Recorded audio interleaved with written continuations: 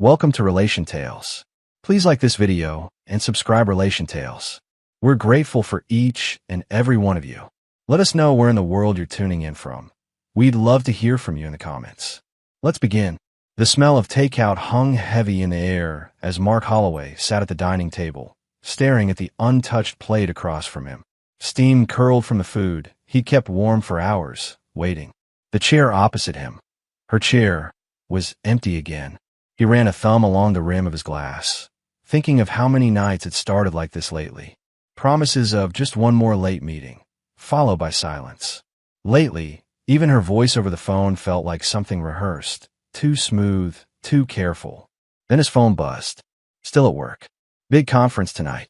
Don't wait up, okay? A simple message. Polished. Professional. Emotionally detached, like it had been copied and pasted. Mark didn't reply right away. Instead, he looked around their home. The framed photos of trips they'd taken before her career took off, the faint scent of her perfume still lingering on the hallway coat she hadn't worn in weeks. For years, he believed in this life they built together, believed that her long hours were sacrifices for their future. Until last week, until the night he'd borrowed her car and found a hotel keycard tucked between the seats. Until the front desk confirmed it had been used twice in one night. By her and a man named Jake Turner. Jake from accounting, the co-worker who texted her at midnight. The man she swore was just a friend who helps with projects. Mark's jaw clenched as he reread her new message.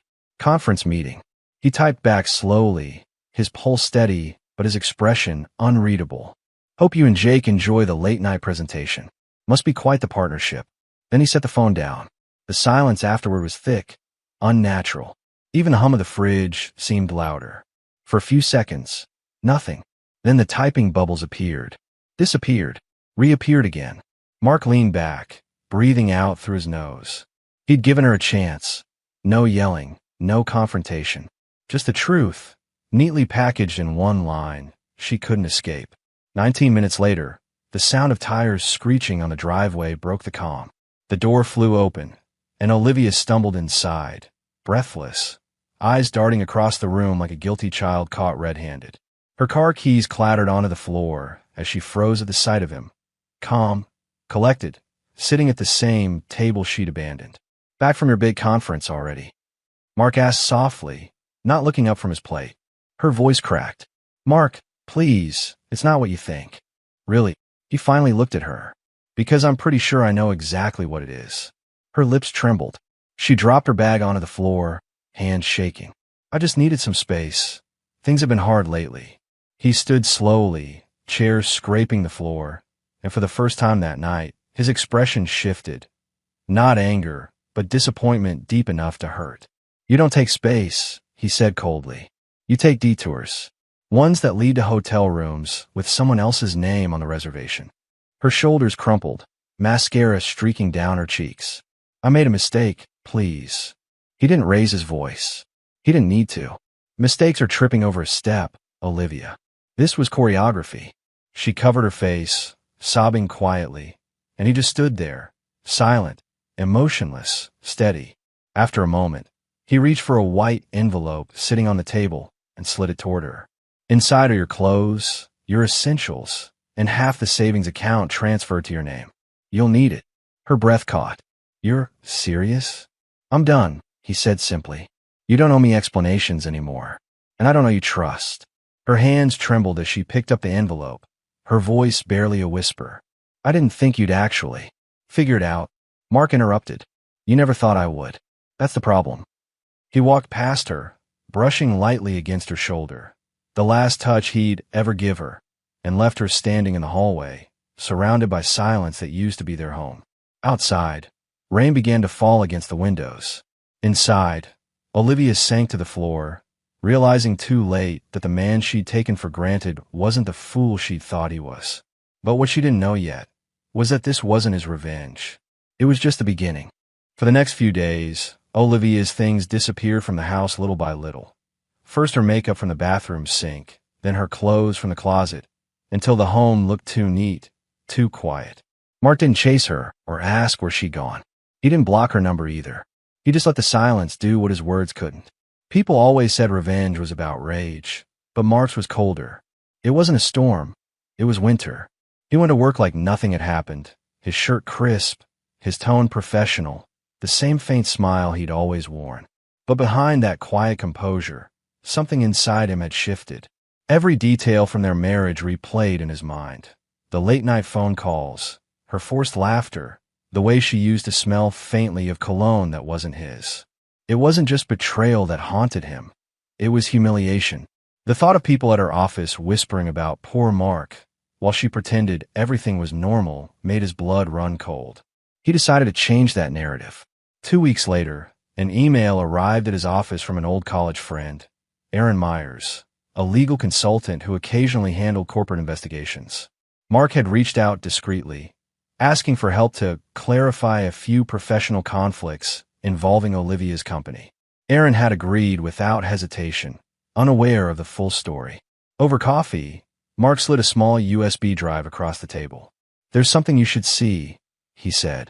Inside were months of receipts, call logs, and messages he had quietly backed up from their shared phone plan, enough to show a pattern of behavior that could ruin both Olivia and Jake's careers.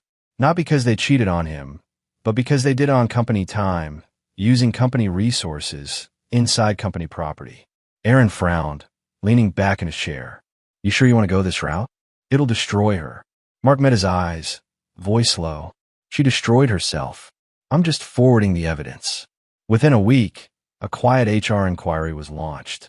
Olivia didn't know it yet, but her days of walking through the office with confidence were numbered. Mark didn't do it out of spite. He did it to make sure she'd finally face accountability somewhere she couldn't manipulate sympathy. Meanwhile, Olivia started showing up at their old house more often. She'd knock on the door at odd hours, sometimes teary-eyed, sometimes defiant. "Mark, please, just talk to me. We can fix this." He'd open the door halfway, just enough for her to see his calm expression, but not enough to step inside. "Fix what, Olivia? The marriage you treated like an experiment." "I made a mistake," she'd plead. "I didn't mean for it to go this far." Mark tilted his head slightly. "Funny, you always said mistakes don't happen by accident. That they're choices. Remember?" She looked at him then, not at the man she betrayed, but at the man who no longer needed her validation. Her lips parted as if to argue, but no words came. That night, Mark sat on the porch alone, a mug of black coffee in his hand. The moonlight glinted off the ring he still wore, though not out of love, out of closure. He'd stopped feeling pity weeks ago. What he felt now was clarity, and clarity gave birth to a plan. He waited until Friday, Olivia's company's quarterly mixer. It was an event where employees brought guests, celebrated targets, and posted endless photos of their corporate family. The same kind of event where she'd met Jake months ago. Mark dressed neatly, navy jacket, clean white shirt, quiet confidence. He wasn't invited, but he didn't need to be. He simply walked into the hotel lobby attached to the event hall, where the crowd buzzed with laughter and glasses clinked. From the corner of the room, he saw them, Olivia and Jake, side by side, pretending nothing had happened. She wore her charm like armor, laughing too loud, her hand brushing his arm a little too naturally. Mark didn't approach. He didn't make a scene. He simply took out his phone and recorded a short video of them, smiling, toasting, unaware that the HR department already had the files linking their meetings to company accounts. The video wasn't for the world. It was for her, to remind her how fragile her empire really was. As he turned to leave, someone from the company recognized him. "Mark? Hey man, long time. What are you doing here?" He smiled faintly. "Just came to drop something off." By Monday morning, Olivia's company was in quiet chaos. Rumors of inappropriate conduct spread like wildfire. Jake was asked to step down temporarily. Olivia was suspended pending review. She tried calling Mark 6 times that day, but every call went to voicemail. That evening, she showed up at his door again, eyes swollen, voice shaking. "You did this," she whispered. He opened the door fully this time, but his tone was steady. "No, Olivia. You did this when you forgot that loyalty isn't optional." Tears streamed down her face. "I lost everything." Mark looked at her, the faintest hint of sadness flickering in his expression. "You didn't lose it, Olivia. You traded it." He stepped aside, letting the silence fall between them like a verdict. She waited for him to say something. Anything, to show a crack in his composure. But he didn't. He simply turned and walked back inside, closing the door slowly behind him. Inside, the house was peaceful for the first time in months. The emptiness didn't hurt anymore. It felt like freedom. Outside, Olivia stood on the porch under the cold night air, realizing that sometimes the quietest revenge isn't about destroying someone's life. It's about showing them you no longer care to be in it. For a few days, Mark thought it was finally over. He had done what he needed to do, cleanly, quietly, without shouting or scandal. But in truth, endings are rarely that simple. By the following week, his name was back in her phone again, but this time through a mutual colleague. "She's not doing well," the colleague said over the phone, sounding uneasy. "They suspended her without pay. Jake's under review. People are whispering. Maybe you should talk to her." Mark just gave a quiet laugh. "You think that's what she needs right now?" "My comfort." He wasn't cruel. He simply didn't believe in rescuing someone from consequences they'd built brick by brick. Still, a part of him wondered what she was telling people. He found out sooner than expected. That weekend, while scrolling through his work email, he noticed an invite link, an online company press event Olivia had once helped organize. Out of curiosity, he clicked. It was live. There she was on screen, seated in a panel room with the same air of professionalism that once charmed him. Except now, her voice trembled. "I just want to say," she began, forcing a composed smile, "that sometimes, when personal lives fall apart, people make assumptions. I've been misrepresented. I would never compromise company ethics for something so trivial." Her words felt like tiny knives wrapped in politeness. She didn't name him, but everyone in that company knew who her husband was. Mark felt the anger pulse behind his ribs, not because she lied, but because she was trying to rewrite the story. He didn't yell. He didn't call her. He simply opened his laptop and logged into an account she had forgotten existed, one they used to share when she helped him run small marketing campaigns for local clients. The same email address was tied to her company cloud storage. Inside, tucked between work files, was a series of presentation drafts. When he opened one, he froze. It wasn't slides. It was chat logs. Entire conversations between her and Jake about sneaking around after meetings, about how Mark's too oblivious to notice anything. She'd saved it under a folder titled Conference Resources. He didn't send them to her company this time. That part was already done. Instead, he sent one simple file to Olivia herself with a message. "Here's the real conference material. You might need it for your next speech." 2 minutes later, his phone rang. Her name flashed across the screen. "Mark," she cried, voice cracking. "Please don't. Don't you dare send that to anyone." He stayed silent, letting her panic fill the silence. "You've already taken everything from me," she said, sobbing. "Do you want to ruin me completely?" He finally spoke, quiet and measured. "No, Olivia. I just wanted you to see how ridiculous your lies sound outside your own head." "I loved you," she whispered. He closed his eyes briefly. "No. You loved what I gave you. Security, patience, someone who believed every word you said. But love? You traded that for attention the second someone else looked your way." There was only silence on the other end of the call. Then, softly, he added, "Do you know what the worst part was? You made me question myself. Every late night, every time I tried to believe you, I thought maybe I was being paranoid. But you weren't worth the doubt I carried." Her breathing hitched. "I didn't mean for any of this." "People never mean for consequences," he interrupted gently. "They just expect to avoid them." He hung up. For the first time in months, his hand didn't shake. That night, Mark decided to do one last thing, not to humiliate her, but to close the story properly. He reached out to Aaron, the legal consultant, and asked him to withdraw all the evidence from the HR review, claiming personal reasons. Aaron sounded confused. "You sure, man? This would permanently end her career." Mark leaned back in his chair, looking around the dim living room that had once been filled with laughter. "I'm sure," he said. "She's already ended enough of mine. I don't need to finish hers." By the next morning, Olivia's suspension turned into a quiet resignation. She didn't return to her company again. Jake moved out of state a week later, his name vanishing from the firm's records. But karma has its own timing. A month later, a small local news article surfaced about an upcoming real estate project, a major property development downtown. It was being financed by a new private investor group. Olivia might not have noticed the name at first, But when her friend forwarded her the article, she did. The lead investor? Holloway Strategic Ventures. Her hand trembled as she read the name twice. Mark hadn't just rebuilt himself. He'd bought a controlling share in a project that her former company desperately wanted a bid on.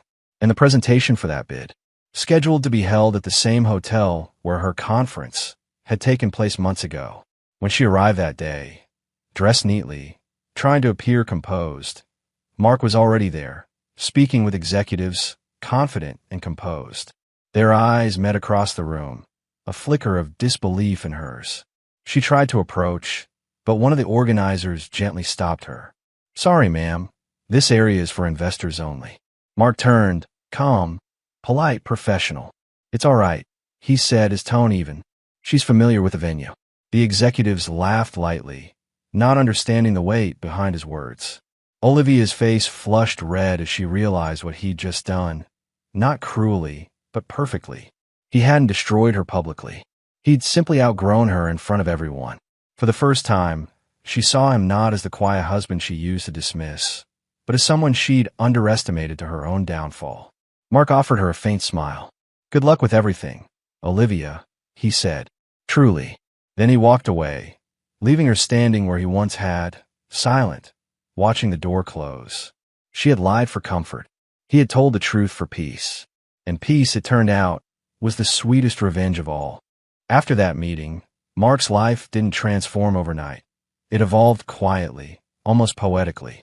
The man who once came home to a dimly lit house filled with excuses now returned to peace. He'd stopped measuring time and arguments and started counting progress. New clients, new opportunities, and mornings that began with purpose instead of pain. He'd built Holloway Strategic Ventures not just as a business, but as a symbol, a declaration that broken trust didn't have to mean a broken man. And while his rise was steady, he never gloated, never broadcast his success. His revenge had already been delivered the day Olivia realized she couldn't hurt him anymore. Weeks passed, and every so often, he'd hear bits of gossip through mutual friends. Olivia was working temporary consulting jobs now, mostly from home, her professional reputation still bruised. She'd moved into a smaller apartment across town. There were whispers that Jake had left her soon after the investigation ended. Mark never confirmed it. He didn't need to. One afternoon, while walking through the city square, he spotted her sitting alone on a park bench, phone in hand, eyes hollow. For a moment, their eyes met, just two strangers with a shared past. She looked away first. He thought he'd feel triumph, but instead, he just felt closure.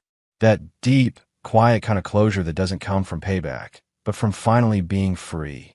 Later that week, Mark was invited to a networking event. It was one of those polished rooftop gatherings with champagne flutes, polite smiles, and city lights stretching out below like fireflies. A woman named Claire Bennett, a project designer with calm eyes and a laugh that didn't sound forced, struck up a conversation. They spoke for hours about work, about life, about starting over. There was no flirtation, no grand gestures, just two people who had been through storms and were finally learning how to stand in sunlight again. When she asked about his story, Mark didn't talk about betrayal. He talked about lessons. "How do you get through something like that?" she asked softly. He smiled faintly. By realizing forgiveness doesn't always mean letting someone back in. It just means not letting them live rent-free in your head. She nodded thoughtfully, and for the first time in a long while, he saw understanding instead of pity in someone's eyes.